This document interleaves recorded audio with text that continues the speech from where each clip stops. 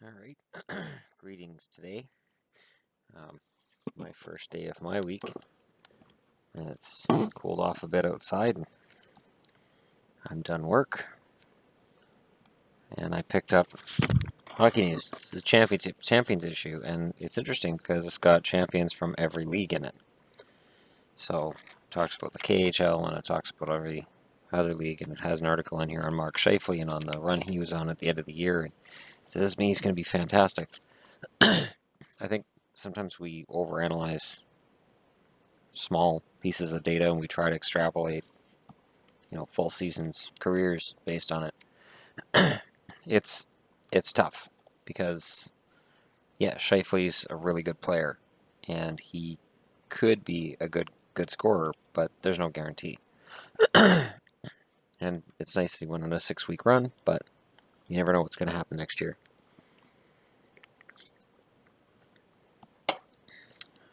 They've got a piece in this week. I guess this would be this month's issue because I can't see them display until July 18th. So yeah, there won't be another one until middle of July. It's probably gonna be free agency will be the next one.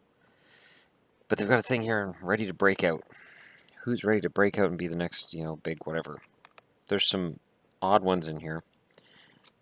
Frank Vetrano had a goal a game in the American Hockey League. Didn't score very well in the NHL. I believe he had one hat trick, and outside of that, it was iffy. Let's get to Ottawa.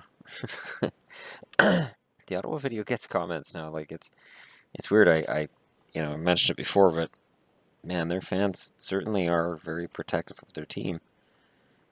Curtis Lazar was a good offensive producer in junior, but the Senators have made him a 5 to 10 goal scorer, 6 goals in each of his first 2 seasons. It's time to take the shackles off, and new coach Guy Boucher is the man to do it. We know Lazar, 21, is competitive and fearless, but he has so much more to add. There's definitely a case to be made for Ottawa may be in a similar position to Edmonton in that they have a lot of players of a similar ilk, and maybe Boucher can make the difference. Remains to be seen. Ready to break out. Daniel Carr is the pick for the Montreal Canadiens, which is odd because he's already 24. He's not very big, and it's he's really not on radar right now. And they got William Nylander. Well, obviously, Tom Wilson. They say Wilson 22 scored in junior, so it wouldn't be a shift out of character. Well, it would be for his NHL character. And that's the problem with getting a guy in the NHL before he's potentially ready for top 6. And I can't stand Wilson's game. They got Michael Furlan down here for Calgary. And Shea Theodore. I don't know. Theodore's only 20, so pretty safe bet that a first rounder is 20 years old might break out. Bo Horvat showed nice year-over-year improvement following a 25-point rookie season with 40 points, but it's clear the best is yet to come. Perhaps in the neighborhood of 25 goals and 60 points. They would say that because Horvat scored really well in the second half of the season. He was pretty bad the first half of the season, and I remember people I know who were well aware that Horvat was my favorite player already, basically asking me straight out, is he still your favorite player? And I said, yeah, he's just having a rough patch of 30 games, 35 games. And I said, he'll pull out of it. And then he did. So I'm very glad that I was redeemed there. Is Colton Parayko the next Shea Weber? No. I answered that question right there. Done. And it's Shea Weber's right in there. And I didn't put that in there just to needle Montreal fans. So they don't ask if he's the next PK Subban. Just the next Shea Weber. According to people I've seen talking online, that means you're slow and you're bad and you're the best. And Baser, they have a thing here in Brock Baser. I'm gonna have to read that. Vancouver Canucks prospect. Oh, cool. And then a memorial for Tom Lysiak. He recently passed away, and they've got him wearing his Atlanta jersey, which I wore to work today. And right now I'm still wearing Flames, technically. Still the Flames. It's one of those days, though, where if I go out in public, somebody says Calgary sucks, I go, they yell out Toronto sucks. two teams that are below the median in terms of my favorite teams in the league. I don't care if people yell that they suck. I talk about Matt Murray's mask. It's not a... Okay, mirrors the old school mask from Denny Heron. I was going to say it looks familiar, but I wasn't thinking Heron. I was thinking Reggett. But yeah, that makes sense. Murray's rookie status shone through when he said he knew nothing about Heron and simply Googled the design. Wow. I'm that old. There's a goalie in the NHL that just went to the Stanley Cup and he didn't know what Denny Heron's mask looked like. Oh boy. Barrasso? Who's Barrasso? I'm old. Why am I so old? Yeah, Scheifele, what else they got in here? There's a big memorial to Gordie Howe. There's a lot of pictures from this year's Stanley Cup final, which I picked it up for that because I was a big fan of the final because San Jose didn't win it. I'm going to quote on a limb and say they're not going to win it next year either. Okay, there's a jersey I want. It's the old WHA Hartford Whalers jersey, which for whatever reason I haven't seen on any of the reputable jersey sites. Reputable is important when it comes to jerseys. I'm willing to pay, over $100 for a jersey because if it's CCM and Reebok, or Reebok, I should say, and if it's coming from a reputable source, it'll last me 20 years as long as I take care of it. And some of the cheaper jerseys, it's also the fact too that let's say you get a jersey. So this is a raging debate from people who say, well, I can't afford a jersey, so I can just get it from a knockoff. Okay, so you're sitting next to somebody at a hockey game. You have the knockoff. They have the real deal. For me, I'd be looking at theirs, looking at mine, looking at theirs, looking at mine, picking up little differences. And there are little differences. They're pretty easy to pick out once you know what to look for. And I would start feeling cheap compared to that person. The knockoffs are getting better. They're getting better at hiding the fact that they're knockoffs, but they still are knockoffs. I disagree with NHL policy, which seems to be, we'll just get the money and save the money and go get one. I get replicas because I'm not paying $300 for an authentic. If I pay $300 for an authentic, I want autographs on it, and potentially a really gorgeous blonde to drop it off to me. I think for $300, I think that's the least I can ask for. Because, these are $129 at the store down here. They're $140 online on Lids because I've got the Lids gift or the Lids membership card. I can get them for $125, so it's $5 cheaper than the other store down here. Their selection isn't as good as the one down here because he orders straight from NHL. The funny thing is, he orders directly from the NHL site as an NHL, dealer. But if I go to the NHL site, the jersey he can sell me for $129, they'll charge me $150 for it. So I understand the knockoffs there, because the NHL is really price gouging. Now, whether it's a combination of NHL and Reebok, probably. The quality of the shirts is better than they were when I was, a teenager trying to collect CCM jerseys. The quality's definitely gone up. Just the fact that you have different pieces of fabric attached here. So you have your red and your black, and then you've got your stripes. It's all different fabric, and it used to just be, it was all one piece, and they were just colored.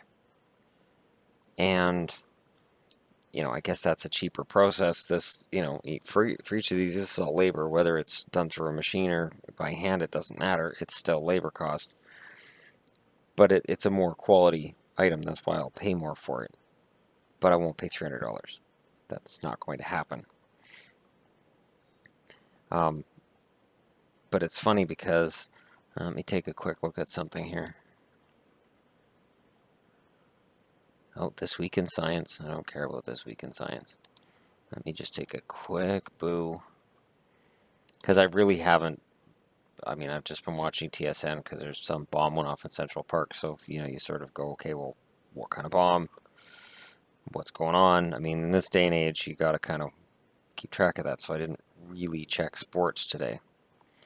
So before I get too far into this, let me just load up TSN. Nate Gennon. 1 year, 600 grand. That's no risk. Wow. Reilly Smith cashed in big time today on a solid showing in the playoffs. 5 years, $25 million. Florida, come here for a minute. You guys have done really well this year. Your off season's been fantastic. And you've got a really good team. Now, I like Reilly Smith. And Florida, I can tell you like Reilly Smith too. He was great in the playoffs. He's not worth $5 million, Florida. This is a future buyout, okay? And I say this as a Reilly Smith fan. I say this as a Bruins fan. I say this as a Dallas Stars fan. I watched him in Dallas. I watched him in Boston. I've liked him the whole way along. He is not worth $5 million. He is not worth 5 years. Florida made all of these relatively good moves. Yandel, I'm not sure about. Yandel, he's a power play specialist, basically, at this point in his career. He's not a guy I'd put in my top two. And now Reilly Smith gets $5 million a year for 5 years. Florida, I want to believe in you. I want to believe that this will be something special. That I can watch Roberto Luongo finally win a championship. It's far-fetched, but Florida wins the division last year. They try to revamp their team because they understand their underlying numbers are bad and they need to fix that if they're going to get back to the playoffs next year. But Reilly Smith, $5 million. $5 million. Five. I will say this. I do appreciate Florida doing me a kindness. That the Bruins paid $6 million for Backus. The Canucks paid $6 million for Eriksson. For the extra $1 million, I'd much rather have either of them than Reilly Smith. And I love Reilly Smith. Fantastic player at $3.5 million. 5 is just, that's insane. Because what does Huberdeau get now? Where does he sit?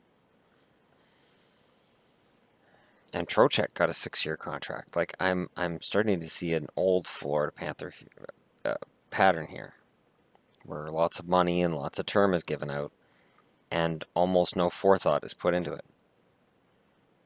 I hope I'm wrong. I want to be wrong. I don't know if I'm wrong. And the question was asked to me on another video, what does Boston need to do? Would I trade Krejci for Seidenberg? Krejci is my favorite Boston Bruin, other than Torrey Krug. Krejci is the guy that when he gets hurt, the team struggles, and when he comes back, the team's better. Everybody plays better when he's on the ice. If he goes to St. Louis, the Blues, in my eyes, become a pretty solid cup contender for years to come, as long as he can stay healthy. Shattenkirk is a very good defenseman. I don't want to shortchange him. Adding him to the Bruins would add a dynamic offensive force to Boston that they haven't had in a long time. And Torrey Krug's my favorite player.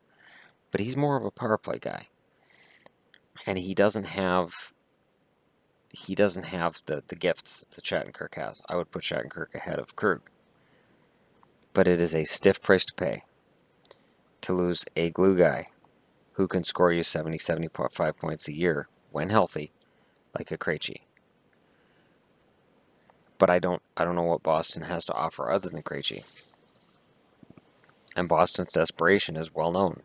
They've made no secret of it, which they should, because it puts you in a really bad position to trade with somebody when they know you're desperate. So they'll ask for Krejci. Would I trade Bergeron? Hell no. No. So before that question gets asked, no. Bergeron, to me, he's a lifetime Bruin. I can't imagine him in another jersey. Even Dallas, Vancouver, doesn't matter. Bergeron to me is forever a Bruin. So it is a tough call as to what the Bruins should do. I think if they were able to throw money at Chris Russell and bring him on for a couple of years, I think that would be pretty solid for them. I don't think it fixes the problem, but I'm also not aware of anybody coming up through the American Hockey League for the Bruins who is going to project to be a top 2 defenseman. So it'll be interesting to see what happens for sure. I will continue to do daily hockey videos. Tonight, I will be putting something together. I appreciate your feedback. I will definitely peruse through all posts and come up with something that works, something that does best. And I had an interesting conversation with a coworker today about, if this became big enough, bringing in a female co-host for select episodes, not for all, and that it's touchy because she'd have to be attractive. It's a touchy thing. But if you look at Sportsnet, you look at TSN, you look at any sports channel, you look at CNN, okay? And where you used to have male-dominated everything, there's a lot of good-looking women now. And there's a reason for that.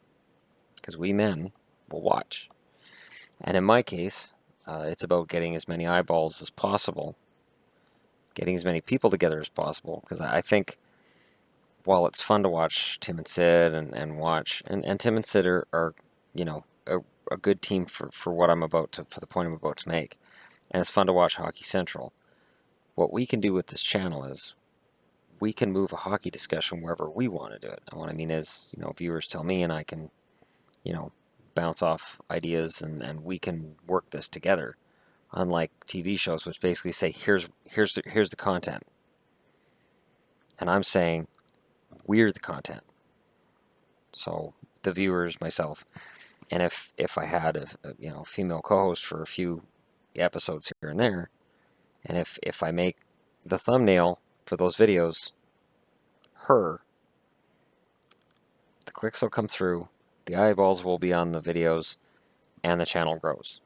It's just how it is. I've looked at every major channel, and most, not all, but most, if it's games, sports, if they include a female, she doesn't have to be an expert at what she does. And certainly, I wouldn't expect necessarily a woman who would be able to talk to me about the intricacies in Adrian Plavsic's game and comparing it to Robert Nordmark's. But I'm both dating myself and really going obscure with that reference. But it's all a part of what I have in my mind as where this channel could go. And having the proper person, it has to be the proper person, because it has to be engaging, because I can use a female picture to get people here. But if there isn't an engaging conversation going on between her and myself, they'll tune away. They won't stick around, and they won't come back. So it's something I've definitely got on my mind. I've passed 450 subscribers. Thank you. I greatly appreciate it. If you've been perusing videos, go ahead and subscribe. I'm not gonna stop producing a product. I am not going to change my focus, and I'm not going to try to sell things to people. This is what you see is what you get. So I guess we'll see. Um, we'll see where it goes. But it's on the horizon to me that if I can get past, say, 1,000 subscribers, at that point I would actively try to add somebody, say, for like once a week, where I can have a discussion with somebody. And sure, I could bring guys in, but if I can find just that one co-host and, you know, just co-host, not girlfriend, none of that shit. I don't, none of that. Because then the conversations wouldn't be engaging. And the one person I have in mind, and there's one person I know that I have in mind. Her and I've had some pretty spirited arguments, not hockey related, but just over lunch table, just in general. We've had some really spirited arguments. And if she thinks I'm wrong, she'll tell me to my face, and she's not nice about it. So this could work really well for people who come to my channel and they don't like my opinions. There could be somebody next to me who doesn't like them either, and she's not above raising her voice or potentially hitting me, not like aggressively, OJ Simpson hitting me, just, you know, the odd backhand here and there. And it's it's not, it's fine. It's sort of like, she hits me like a phone book. She doesn't leave a mark. Anyways, and if that doesn't work, then, I would probably do some sort of a search. Not anything like a Much Music or a Sportsnet or any kind of an important search, but a search nonetheless. So anyways, that's just some added info to throw into your day. I will try to scrounge around and go, okay, this is tonight's video, and I will see you again then. And happy Sunday.